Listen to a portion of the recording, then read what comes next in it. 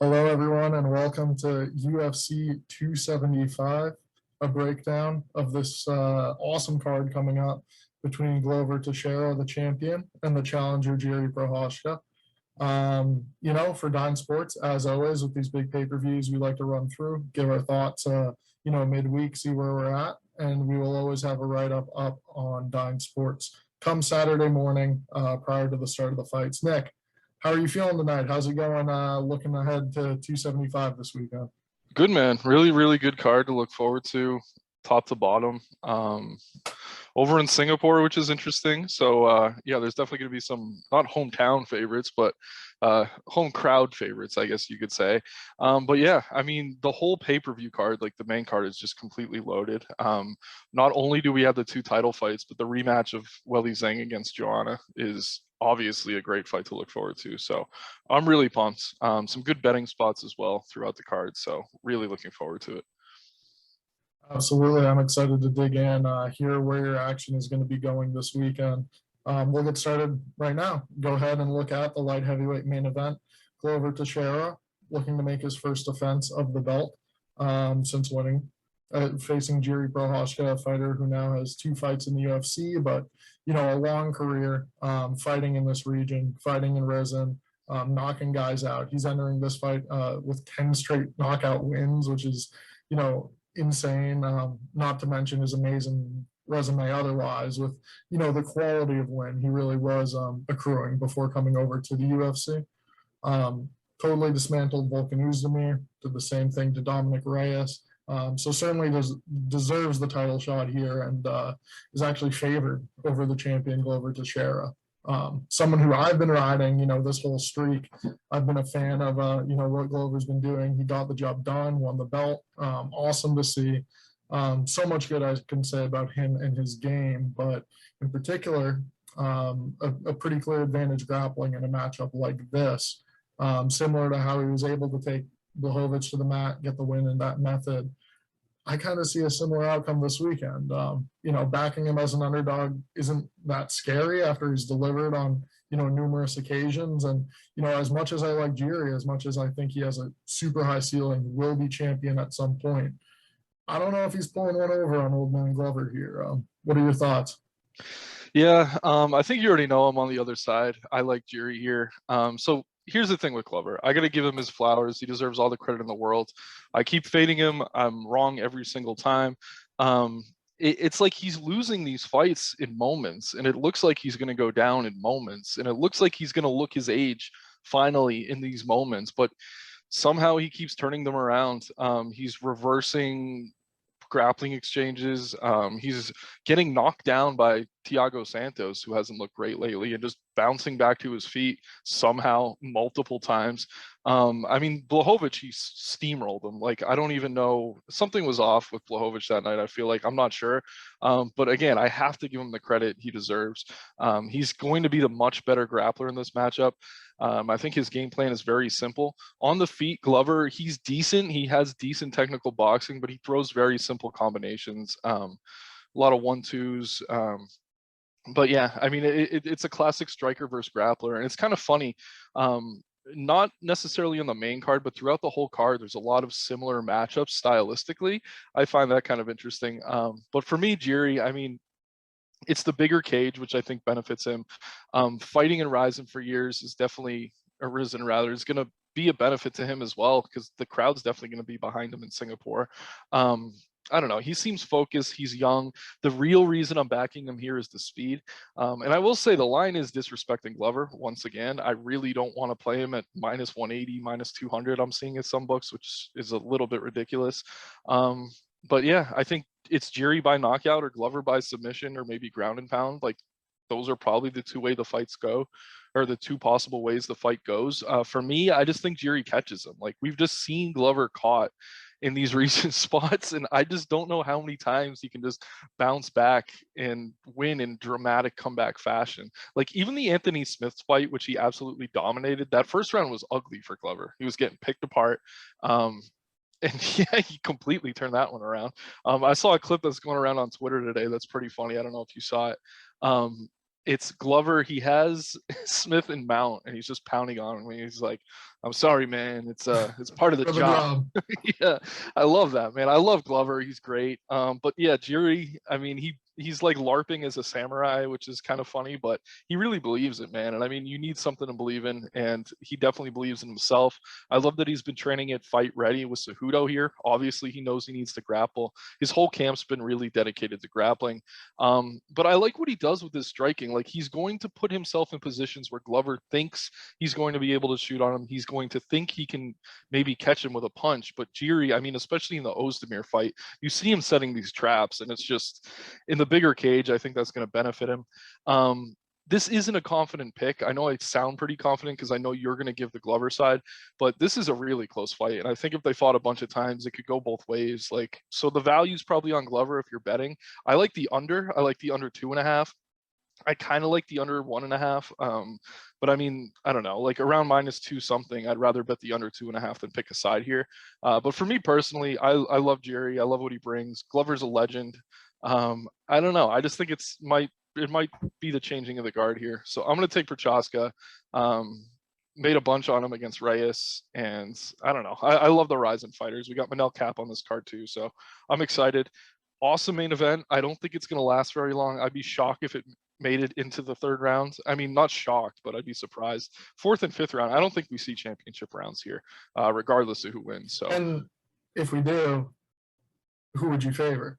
Glover. if we do, if we see around 3, 4, 5, Glover is the side you are going to want. But I agree with you; it probably is not going to get there. yeah. I like that look on the under 2.5. 6 straight wins, pick 'em or better odds for Glover heading into this one, and 12-1 in the UFC when scoring a takedown in his fights. That's really what it's going to come down to here. I mean, he has really good boxing. You may be underrating it. I know you did give some respect to it, but also great counters, not just the basic combinations he throws, and really good defense. With his boxing, the ability. I don't to agree with the show boxing up. defense, but I mean, he gets caught, yes, but he also avoids damage for longer periods of time that, a slower, 42-year-old fighter isn't going to. And yeah, I mean, Reyes landed the takedown on Jiri. Jiri has, with Glover's takedown accuracy, 60% versus someone like Dom Reyes, where it's at 28%. I definitely see him getting the takedown. I see him successful in holding Jiri down. It is just a matter of if he gets caught before that. If Jiri is able to, use his speed, stay on the outside, use his fluid striking, come in on angles, avoid the, counters from Teixeira, he should be fine. But yeah, I'm not straying away at plus money here, and with what I believe is a decisive grappling advantage. We haven't seen Jiri really tested by obviously anyone of this caliber. Of this caliber, I agree. Right. Yeah, I mean, there's And a few fights. Not to cut you off, but I mean, there are a few fights you could look to. Carl Albertson back in the day, like he was on his back a lot in that fight, and he did a good job kind of staying away from damage, and he got back to his feet and scored the knockout. I mean, the main reason I really like Jiri here is, like, as impressive as Glover has been in those recent wins, there's nobody even close to the speed of Prochazka. Like, Blachowicz is not fast in any way. He's powerful, he's sharp, he throws those huge kicks, but speed is not his advantage. I mean, Santos maybe earlier in his career, but at this point, speed is definitely not a stat that you would give him an advantage in. And then Anthony Smith as well. He's younger, but he's not a fast fighter. Like, he's not a fast striker. And I mean, he looked that way in the first round, but I mean, the power advantage for Prochazka compared to an Anthony Smith, I think, is a difference. But again, I'm not super confident. I do not like the -200. At Pick'em, I'd probably put some money on Jiri here, but I don't know. I think the move too is if you're playing parlays, you do tie Jiri in and then hedge out on some Glover. Like, that's probably the plan for most people backing Jiri. But it's just like, I don't know. I think the speed's going to be too much. Like, I don't think he's ever seen this speed in the past like 4 or 5 years. Like, you're going back to Gustafsson, who he got KO'd by when he was in his prime. So that's a bit of a reach, yes. That was the one fight where he landed a takedown and still lost. Yeah. So hey, I mean, but I don't know who that favorite is in terms of narrative, but it's a close fight. It's going to be a great fight, and it's very clearly striker versus grappler.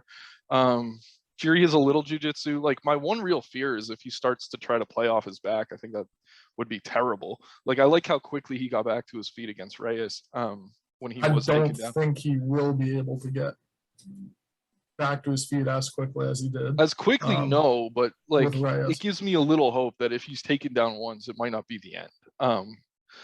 I don't know, because he didn't choke out Blachowicz the first takedown, did he? It was no it came a little takedown later. round 2, early round 3 takedown, quick choke, quick tap. Was but yeah, awesome main event. Clearly a close fight. Can't really fault anyone either side. Jiri's the man. Glover's the man. Good pay-per-view headliner. Absolutely.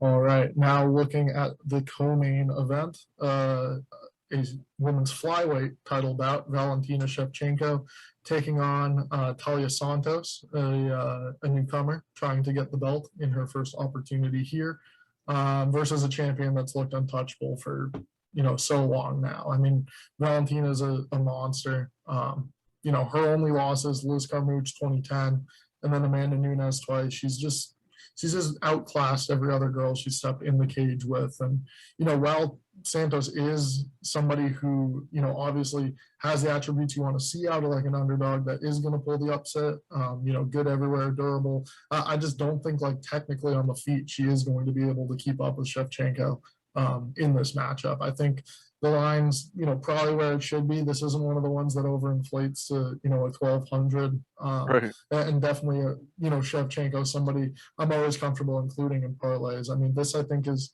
going to be the 7th title defense, or like that. She's already like filled that belt with Ruby. She's just been holding on to this belt. She may be the most complete fighter in the promotion, just from a pound for pound standpoint even. But I'll let you, what do you think of this particular matchup? I mean, Santos is live. Yeah, I mean, anyone's technically live. I mean, neither of us thought Jennifer Maia would catch Nunes, but like the thing is, like everyone sees Santos. She's a big girl. She's strong. She's athletic. Like those are all going to be strengths for her. But in this matchup, I'm not sure it matters. And honestly, with Valentina, like I don't know, her output was kind of low against Lauren Murphy and Jennifer Maia, but that's because they were scared to kind of rush her. Like I think against Santos, we see a fight similar to Andrade, where Andrade was willing to get in there with her, and that's when Valentina looks her best. She is an amazing counter striker, and I think Santos is going to have the gall to kind of go in there and try to take her out, and that's a nightmare. So I like Valentina. I think.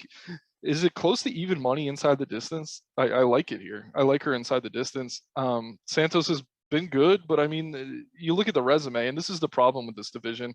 All these girls get these title shots, and you kind of look at how they got there, and it's like, oh, you won a few fights against okay competition. Like Joanne Woods certainly passed her prime. Roxanne just retired. Julian Robertson, perennially.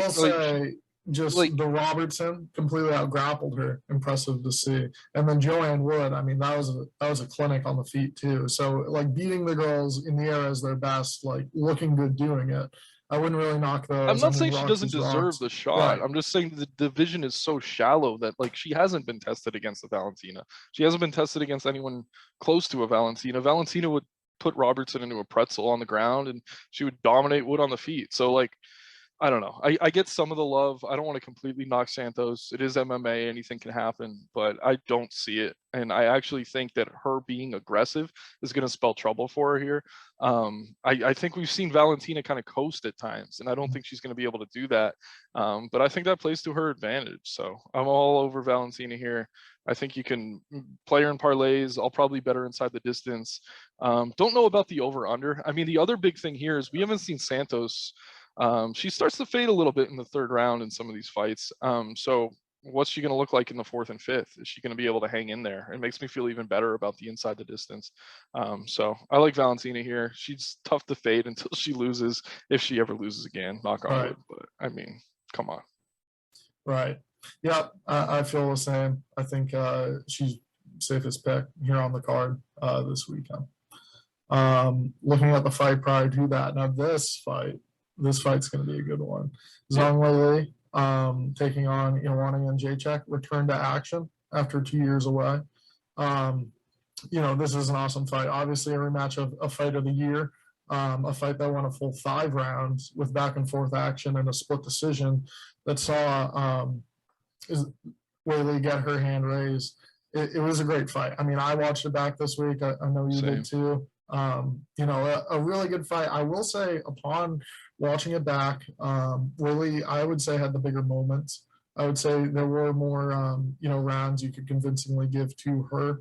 I think she was the right woman to, you know, win that night. Yeah, With the yeah. damage accrued, I mean, she looked good, but I mean, Joanna did have her moments in those striking exchanges, and that is what you know, I'd be expecting to see in the rematch here. You know, when you watch that back, you want to take away Lee. I mean, it just is that how you felt upon it, or you know, what's your mood going into the rematch this weekend? Yeah, I mean, I think there's a lot of like outside factors here too. Like we've seen Welly in there twice against Rose since then. Obviously, she got KO'd once, but I mean that second fight was close. Like that could have gone either way. Joanna's been not in action since that fight. I mean, you mentioned the damage. That hematoma was one of the worst maybe ever in the history of the sport. She looked like an absolute alien. That probably helped sway the judges in the later rounds. But honestly, I think I scored 2 of the first 3 for Welly, and then I definitely gave her, I think, the 4th. But yeah, I mean, it was a really close fight, but I like Zhang, and I think that since she's gone to fight ready, we could see her wrestle a bit more here.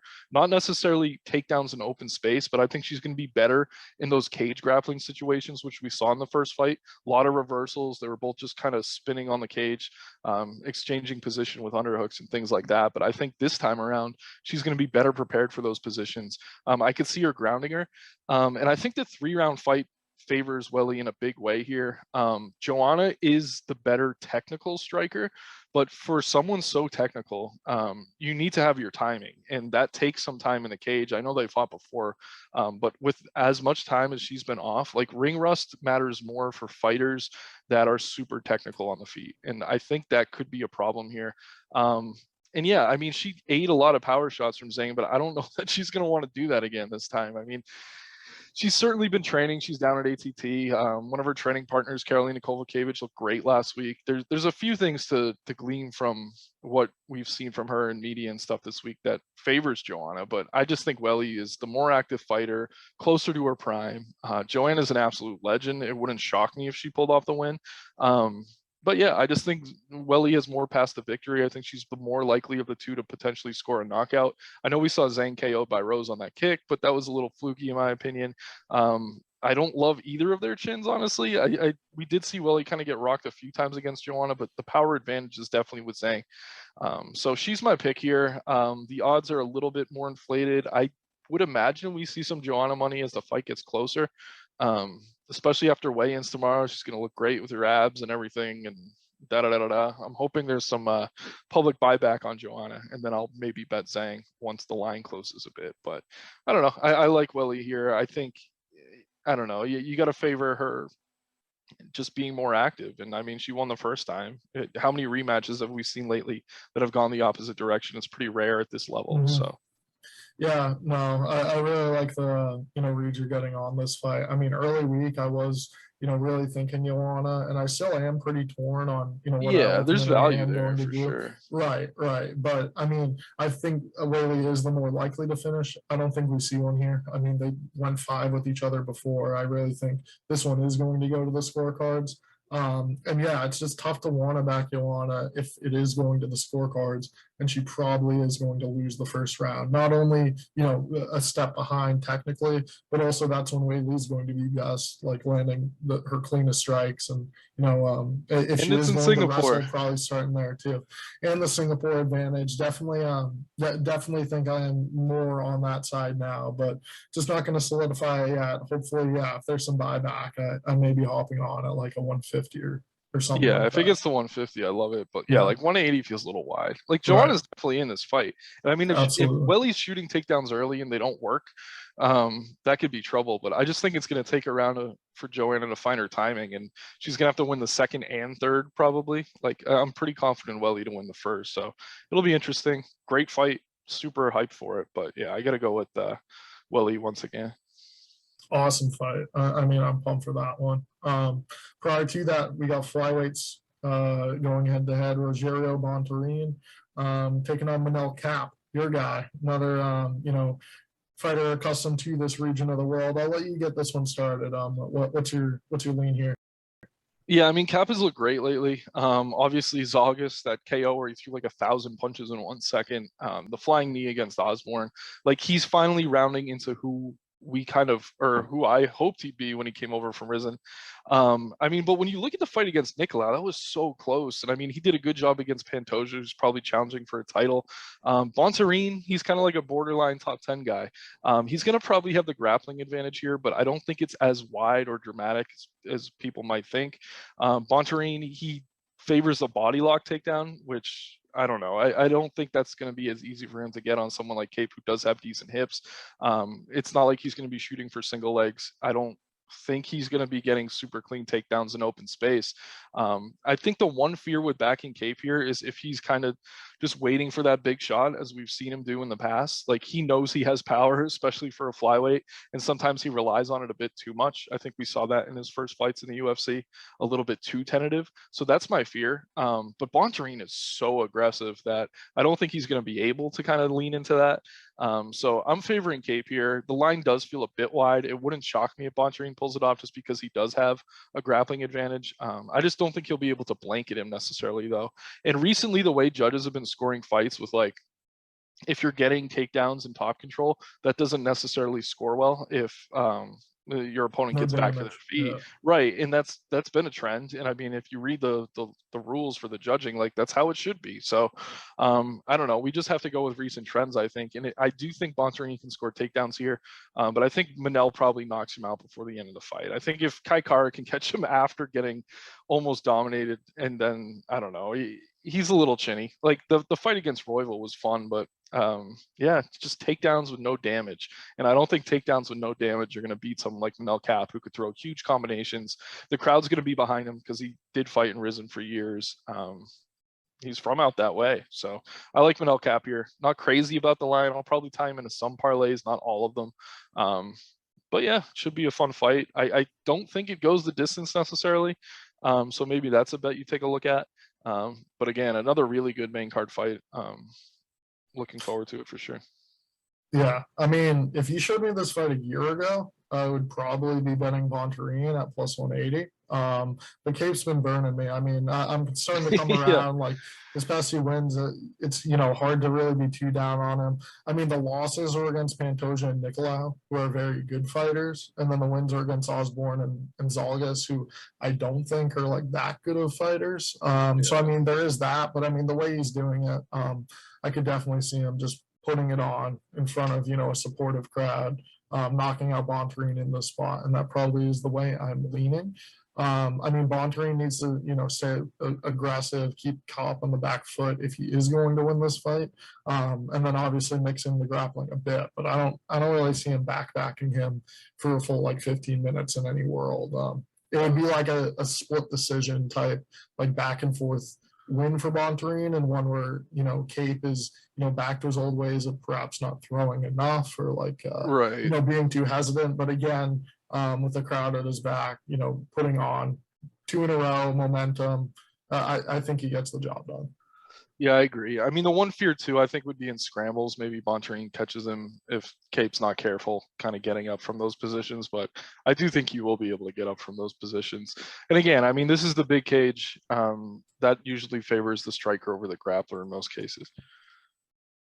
All right. Well, next we have another grappler versus striker. A really good fight. Jack Della Madalena taking on Ramazan Ameev at welterweight. This Della Madalena is a fun prospect. I mean, just the fight so far, in addition to his Dana White Contender Series fight, and he's just looked like total package right now. Very well rounded. Boxing is insane. Really nice, able to throw in combination, landing I think north of 8 significant strikes per minute thus far in these past 2 fights, and just refined boxing, great timing, able to put it on his opponents when he knows they are hurt, and the footwork to get him into positions to really utilize that. He's going against a grappler in Ameev. I mean, Ameev's striking is not up to the same caliber.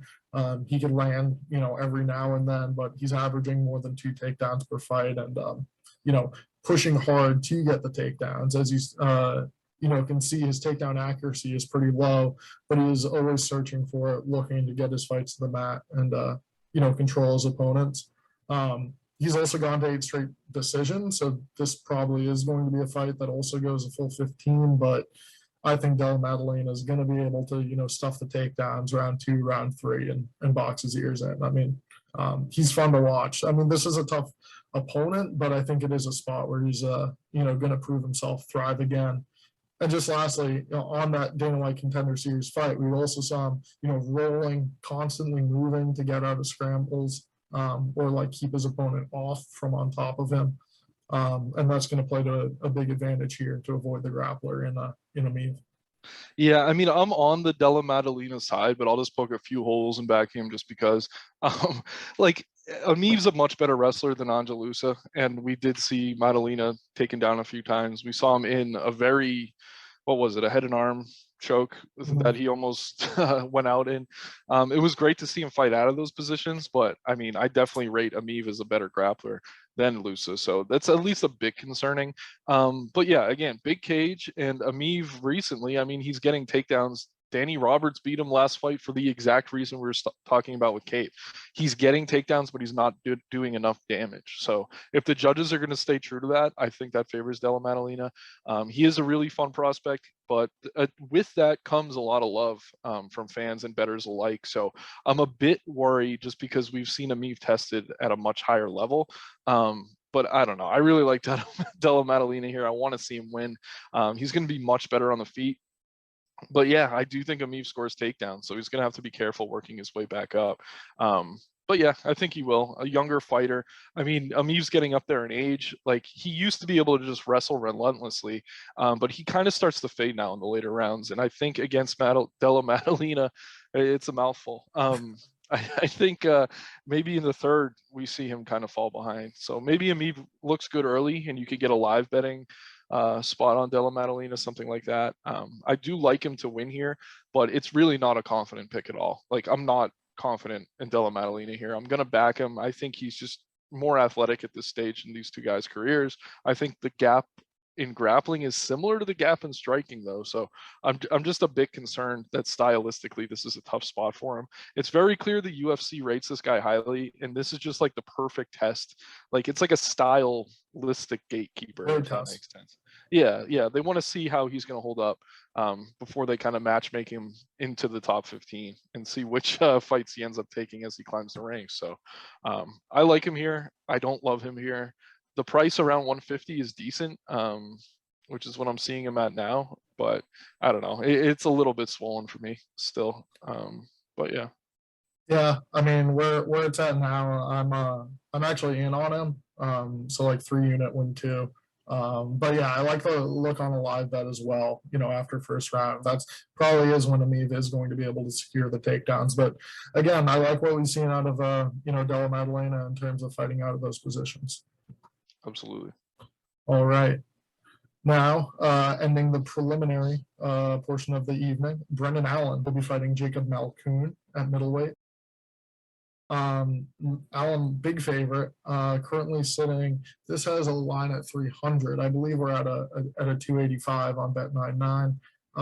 What are your thoughts here? I know you've made some money backing Malkoun in the past. Are you taking him as a big underdog in this spot?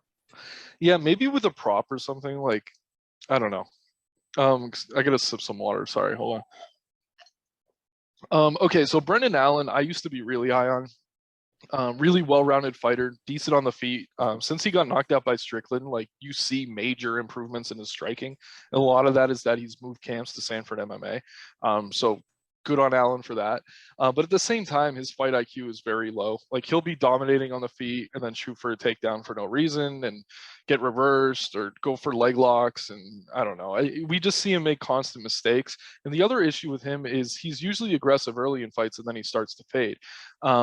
But I mean, stylistically, Malkoun, like, the one path he has is always just to positionally grapple, just to take guys down and hold them there. He has good cardio. He's able to do that. But against someone like Allen, I don't know how much success he'll have, because we saw Malkoun do that to Abdul Razak Al Hassan, who's like a pretty good judo player. But I definitely rate Allen's grappling higher. Dobson, really not a great grappler at all, as we saw Malkoun expose. I think Malkoun's going to go for the takedowns. If he can secure them, maybe he can win a very boring fight. But I think it's more likely that Allen's kind of able to sprawl and brawl for 15 minutes. The line has gotten completely out of hand. I really don't like the price. I'm looking for more reasons to back Malkoun here. You know how much I like him. It's just tough. Like stylistically, I think he might be running into a wall. But at the same time, I mean, if Allen's cardio hasn't improved, if his fight IQ isn't improving, like he did not look as good. I know it was on short notice against Sam Alvey as I think anyone wanted him to. He did catch him that choke in the second round, but that first round was a little dicey. And if you give up a round to Malkoun, that probably means his gas tank's depleting. On the feet, Allen's much better though, and like that's why I'm still probably on the Allen side. But I think if Malkoun can maybe win the first round and tire him out, he's gonna be live here. It's just like, I don't know. Everything says to pick Allen. It's just, I don't know. I just don't think he's going to be able to blanket him like he's been able to with some of the guys Malkoun has fought recently. On the feet, Allen should be kind of steps ahead of him at all times. Like Malkoun does not seem very willing to get in striking exchanges. And I just don't think he's going to improve that much that quickly, like since his last fight. Like I think he was very afraid of Dobson's power in that fight, but like you could visibly see it was just like he did not want to be standing with him. And I don't think Allen necessarily presents the same power in terms of danger, but he's going to be much bigger. So I'm really looking forward to weigh-ins. Like if Malkoun is closer to Allen's size than maybe I'm anticipating, maybe I take the dog shot. But right now, like knowing what we've seen out of Allen, coming off a fight he took against Alvey at 205, Malkoun is small for a middleweight. So if he looks a lot smaller here, I'll probably take Allen. Just as a pick, I really don't like minus 300 at all. But yeah, I mean, if Malkoun's maybe a little bigger than we were thinking, I wouldn't be shocked if he's able to kind of positionally wrestle and just kind of hold him down. I don't think either guy can sub the either unless someone's gassed out. I do favor Malkoun's gas tank, but Allen's just so much better on the feet, and I think his hips are better than these recent opponents for Malkoun. So I kind of reluctantly have to pick Allen here, but I am going to wait for weigh-ins and just see how these guys look when they face off, because if they are close in size, I think plus 300, or like I heard someone saying Malkoun by decisions like +7, plus 800 or something. Like there's value there. Throw a few bucks. Maybe you luck out and it hits on an ugly split decision or something like that. But the line's gotten out of hand, but Allen's the pick for now. Yeah, I was gonna say the same thing regarding size. I think Allen's way bigger. I was going to bring up wanting to see weigh-ins. I think he is the bigger guy. He just fought Alvey at 205. And more experience too. I mean, Malkoun 6-1 as a pro. Yeah, Allen way more cage time. It just makes sense. And the one knock on Allen is like those knockouts. Chris Curtis, great striker. Strickland, great striker. And it's like Malkoun's not a great striker. He doesn't have a path to victory on the feet. He needs this fight to hit the mat to be successful. And Allen has proven to be more than serviceable. There he's a good grappler himself. I see him winning this fight, probably by decision. Yeah, just to interject one more time. I mean, the thing with Allen, though, is he's had a lot of success, but look at fights where he actually fought grapplers, and there's not many. Like, he fought Dawkins, and that fight was a lot closer than people kind of expected. That was Dawkins' debut on short notice.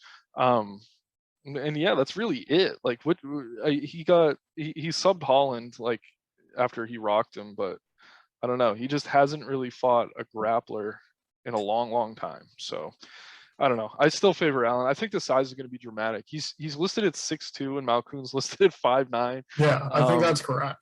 I mean, yeah, and like Malkoun, like you look at his body, like he could probably cut to 170 and have a lot more success than he's going to have at 185. So staying away from Whitaker's title. That's yeah, that's true. That's probably why. No, but I mean, I don't know. I got to go with Allen for now. All right.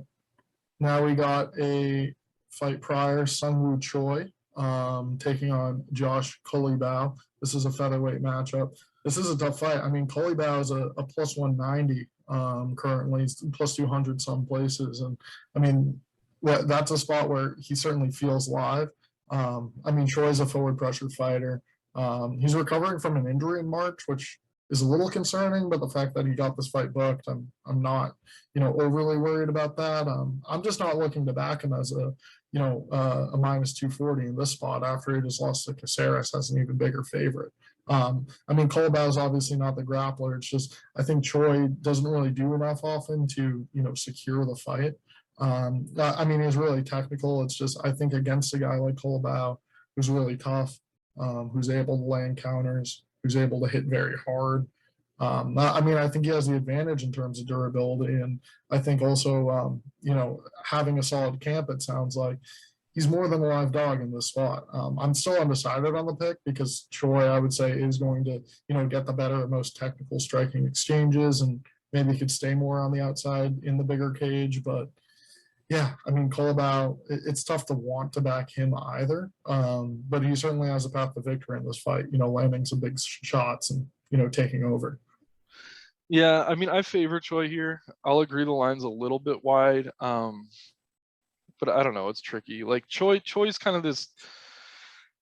He's one of these young athletic kids I think the UFC has high hopes for. The fight against Caceres, he kind of dominated the first round, and then he made the mistake of giving Caceres his back, and Caceres just jumped on him like a leech and took him out.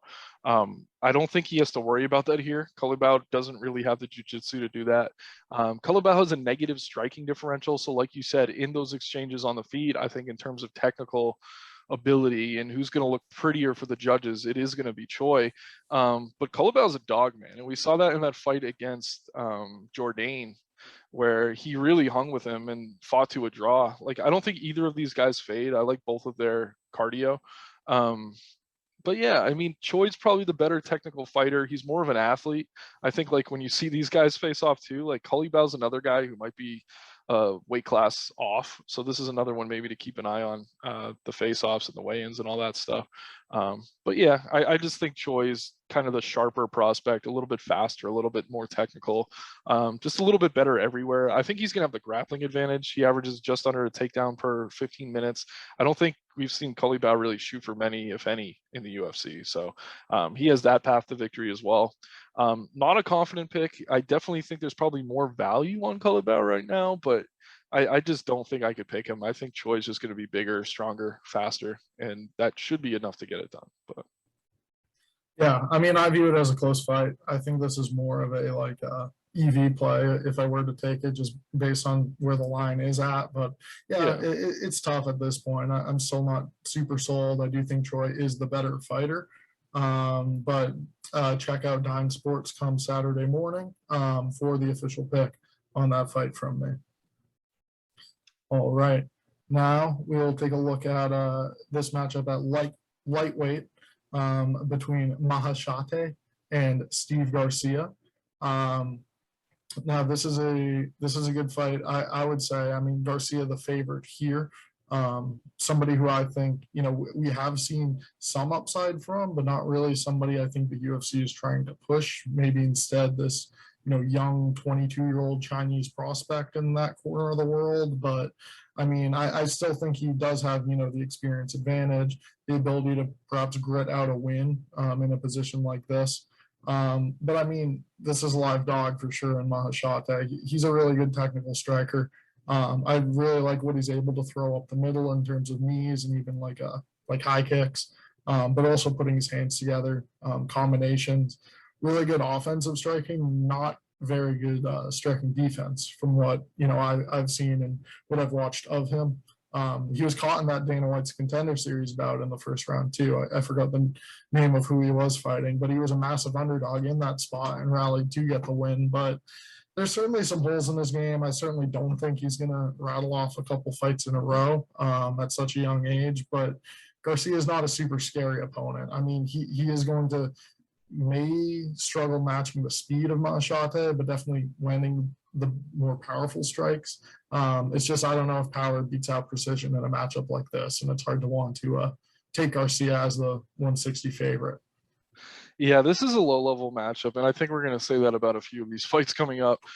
Yeah, this Machate kid, like, it was good on him for winning that fight, but I don't know. I think Dana only gave him the contract to kind of try to capture some of the Chinese market. And then when they went to matchmake for him, they're like, oh, who can we give him that he'll even have a chance against? And I guess Garcia is kind of that guy. Garcia early in his career had a win over Ronnie Lawrence. Like, that definitely stands out when you look at his resume. Pena kind of out grappled him for 15 minutes. And then that last fight against Ontiveros, I think Ontiveros we were stinks, both yeah. on him, yeah, but as like a -3 something favorite, he did not look great. And Right. to me, that's certainly concerning. But at the same time, I mean, we really haven't seen much out of this Machate kid. He beat that guy on Contender Series, and it was a pretty close fight. And like I said, I don't know that he did anything to really earn the contract other than just show some toughness and grit. To me, this feels a little bit like a man versus boy type matchup, which is kind of goofy to say out loud. But Garcia's been in there with some killers, and Machate is really unproven. He's going to have the home field advantage. He is maybe a little bit more technical on the feet. I really don't like Garcia's striking style at all, but he can eat a few shots. And I mean, as bad as Ontiveros is, he was insanely aggressive in that fight. And like, we can liken this to, I think, Ian Gary's debut against Jordan Williams. I know you don't rate Jordan Williams at all, but like when someone's that aggressive and they're going to come at you that hard, it's kind of tough to play defense. Like you kind of have to take your time, just weather the storm, and then take over once you get those openings. And I don't know. I could see something similar here. I'm siding with Garcia right now.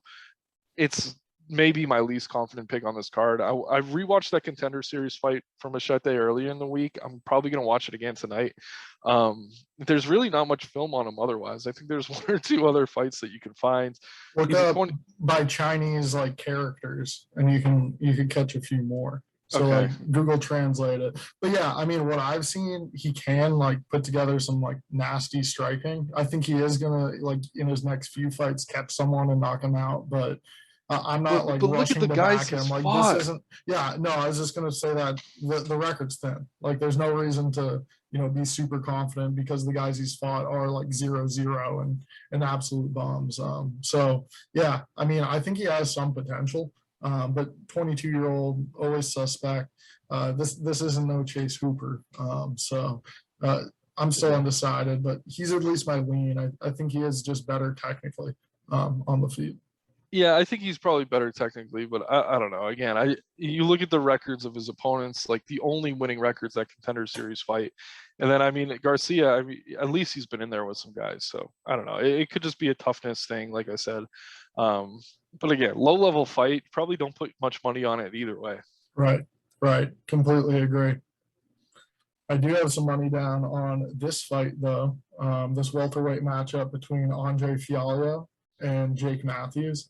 Fialho's been on a tear. He's made me some money. Knocked out Miguel Baeza April 16th. And then just last month, May 7th, pay-per-view, knocked out Cameron Van Camp. Nasty, nasty knockout. I mean, he's fun to watch. He has heavy hands, a great technical boxer. Mixes in the kick on the occasion, and then the 4 quick KOs he did before he was signed to the UFC. So he's been on a run as of late, and yeah, I mean Matthews is good all around. Definitely like not somebody I'm fading in a sense. It's more so backing the hype behind Fialho because Matthews is well rounded. I think he's good everywhere. He's been in the UFC for a long time. Experience, got in at like an age like a Mahashate, like 22, 21, Yeah. something like that. Yeah.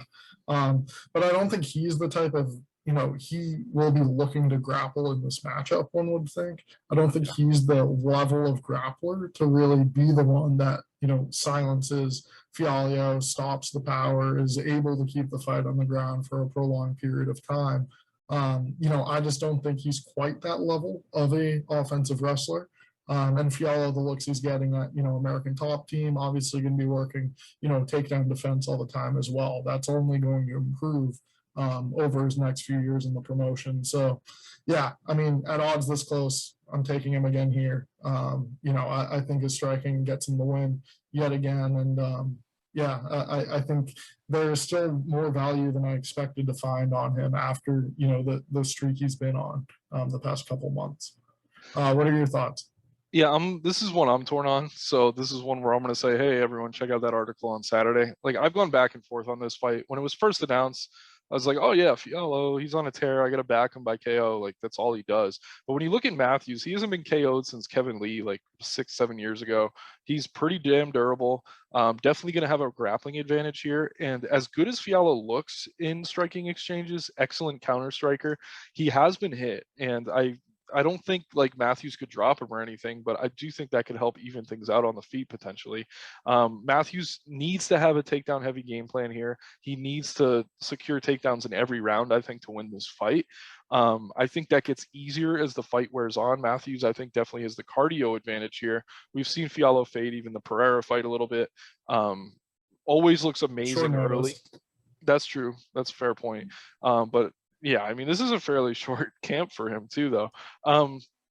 But yeah, I mean, we saw Jing Liang Lee against Jake Matthews, and Matthews kind of used his grappling to kind of level the playing field in that one. I kind of see this as a similar matchup, but at the same time, I mean, the tear Fialho's on. I noticed today Dana White's like fighters, if you don't know now, you know that thing he does. He was talking up Fialho, and he's like, "This kid's gonna ask me for another fight if he gets the knockout here." And that's a vote of confidence. I think the UFC likes what he's been doing, but at the same time, I mean, Matthews stylistically definitely presents some challenges. So I think it's a pretty fair line. I think when it opened, there was definitely too much hype on Fialho, and you kind of saw it got bought back to where it is now. I think where it's at now is pretty fair. But again, another fight I'm going to probably dig a little bit more on. I could definitely see Fialho just catching him early, but I do think Matthews has a decent chin. So if he can maybe give up that first round and take over the second and third, he definitely has a path to victory with the grappling here. So it's a tricky fight. And another thing about Matthews is, yeah, he's another kid we watch grow up with the UFC.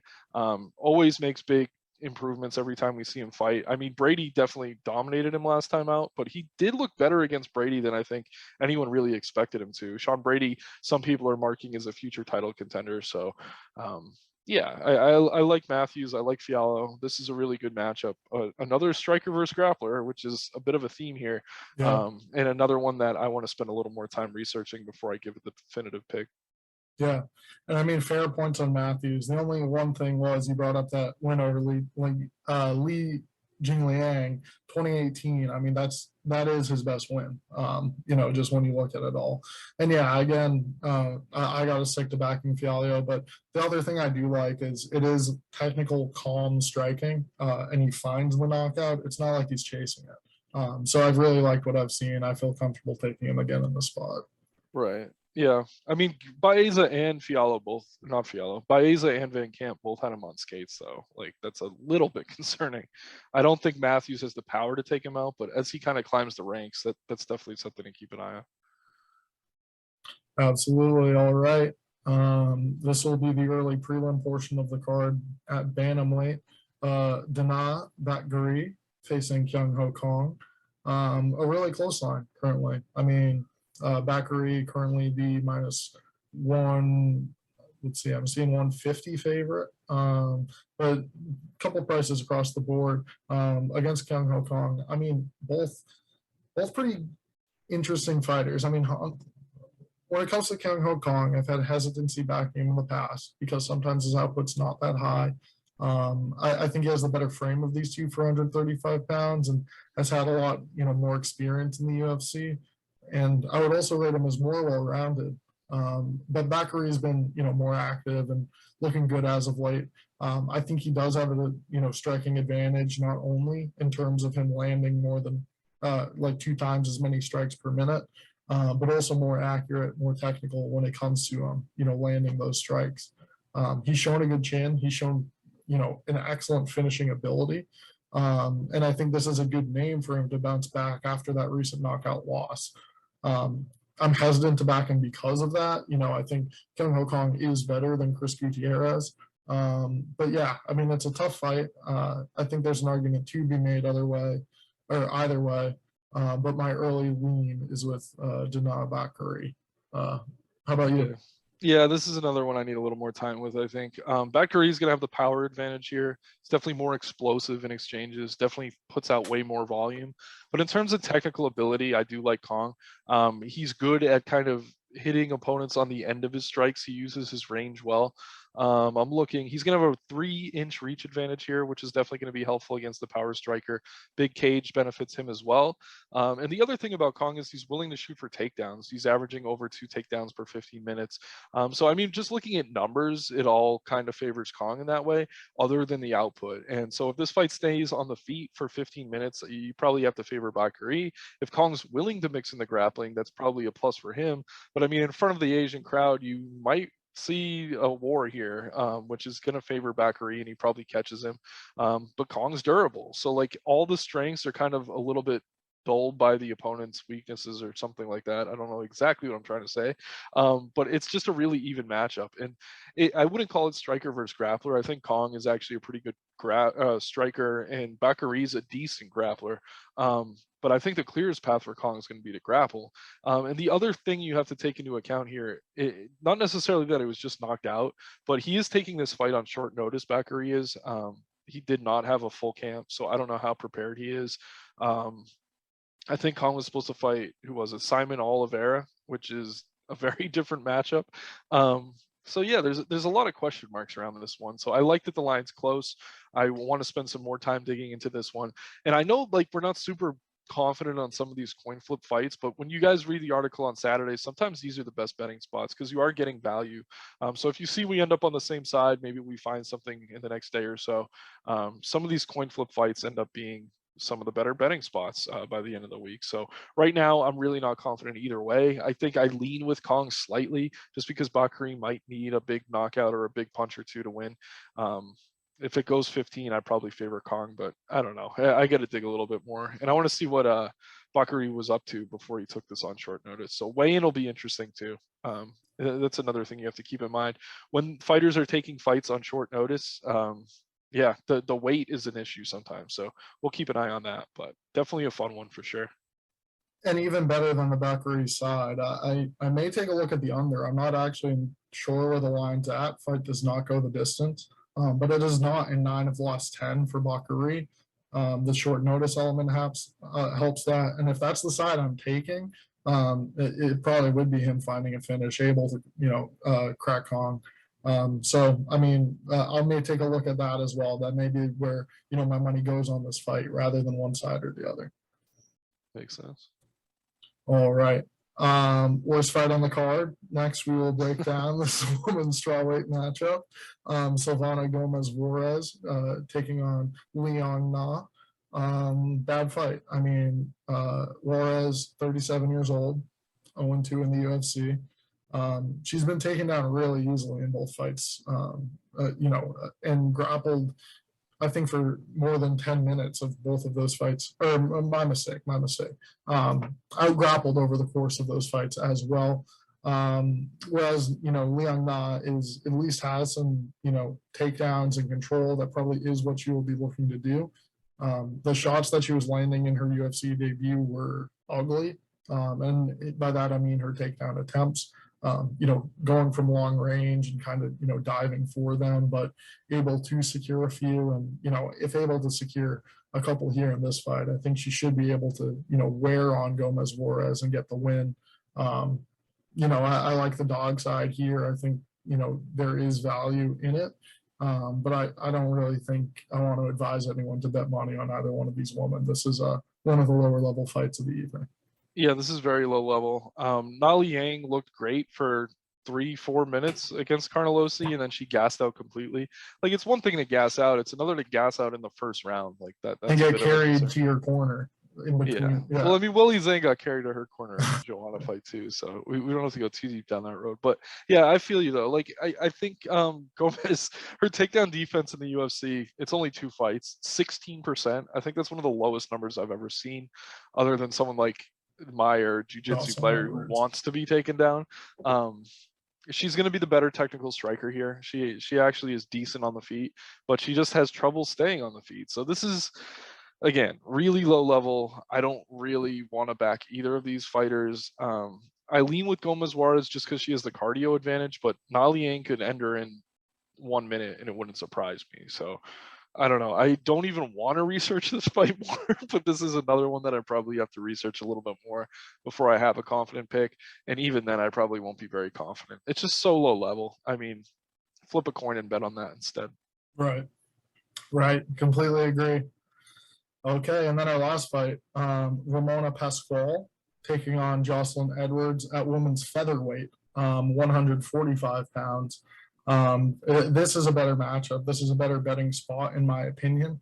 I wasn't aware, and I don't know if the betting public was very aware that this fight was at 145 pounds, which makes me favor the underdog in Pascual, based on what we've seen thus far. She has good clinch, very good control when things do hit the mat.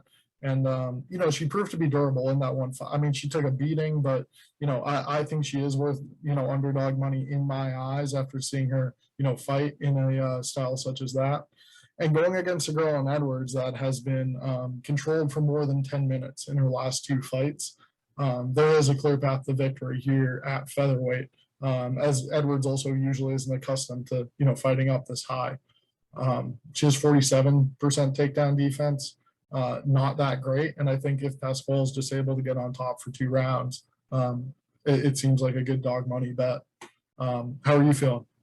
I'm leaning the other way currently. So a big thing for me here, yes, it is at 145 pounds. Edwards is going to be a much better striker than Pascual, and I think she's going to be a better striker than even Nunez, who Pascual fell to her last time out. This is another instance of the grappler probably gets some takedowns, but is she going to be able to do anything with them? I'm not necessarily confident she will be. And another big thing here that I don't know many people are talking about, Edwards, one of her main training partners for this camp was Valentina Shevchenko. She's been with the Shevchenko sisters for the past couple months. I think that's a big advantage for sure, training with the best fighters in the world.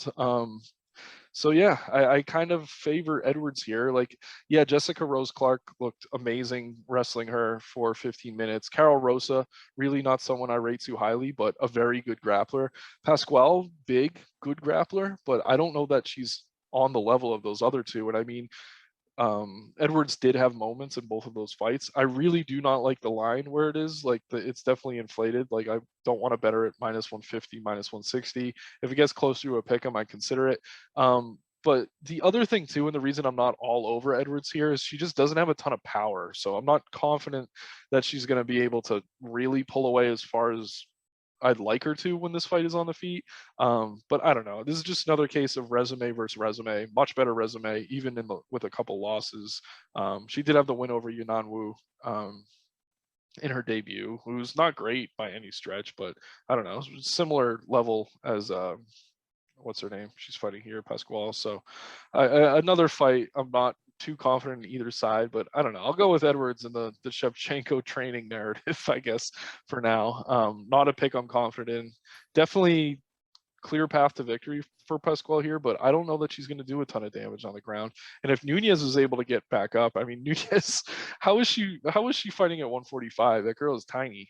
So Edwards is at least tall. Like, she should be able to sprawl a little bit here. So I don't know. Not a confident pick. Another one I should probably spend a little bit more time on, but I'll side with experience. And the Shevchenko sisters are known for their takedown defense. So that's well, awesome card coming up this weekend, UFC 275. I'm excited. We'll see if a couple belts change hands. I do not think they will be. Nick may have a different opinion, but been awesome breaking down the card with you. Go ahead and shout your Twitter and any final thoughts? Yeah, no, you can find me at Nick Marro DFS on Twitter. I am a little bit behind this month, but I've been doing MLB bet picks articles as well for Dine, so keep an eye out for those. I might do one tonight, actually, after we hop off this call. 3-0 last time, so we turned the corner. We're back to 500, I think, so those are going better. And I'm hyped, man. Anthony just came out of college. He's going to be, congratulations to you on graduating from LSU, but I'm looking forward to watching the fights with you. It's been a few months. Sure. We'll get some Modelo's going, maybe some P3 protein snacks. We'll make a night of it. So I'm very excited for this card, and I'll see you in a couple days. Absolutely. We appreciate everyone checking out our breakdown UFC 275. Everyone have a good night. Check us out, Dine Sports, Saturday morning. Take care.